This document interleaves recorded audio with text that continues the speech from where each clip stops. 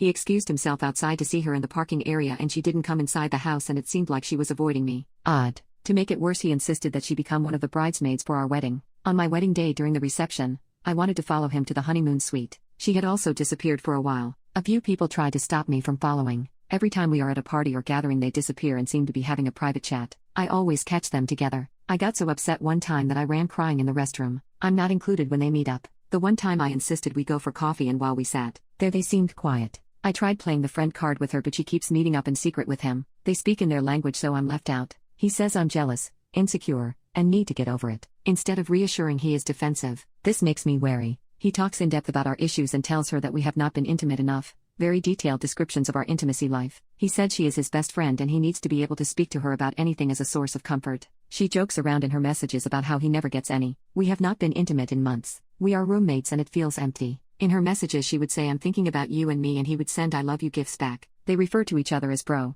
When I bring it up he says, she's one of the boys. I would never be with a girl like that because she's had over 50 plus sexual partners. She was always there for me when I was breaking up with my cheating ex. Above our bed where we sleep is a painting she gifted him and I'm prohibited from removing it. I confronted my husband once more about the matter. He was annoyed that I would bring up this ongoing issue once more since he felt that we were past that. He began laughing and said, "You're jealous of that person?" He said he would not cut her off and that it was not an option. He said that I knew of their friendship when I got into this relationship. He was friends with her before me and so this justifies continuing. I said, "What if the tables were turned and I did this with a male friend?" He said the difference is he was friends with her before he met me. He then said, "Do you enjoy trying to find reasons to not be happy in your marriage? You're exactly like your mother, making your father's life a misery." He knows nothing about my parents. They died long ago and never met them. He continued, "You create issues that do not exist. You try to go through my phone and try to piece parts of messages together to fit your narrative and to make me look like a bad person. Besides, how would you know what was written since it's all in French?" He then said, "Both she and I have had many opportunities to cheat even before you came along and not once have either of us acted on it.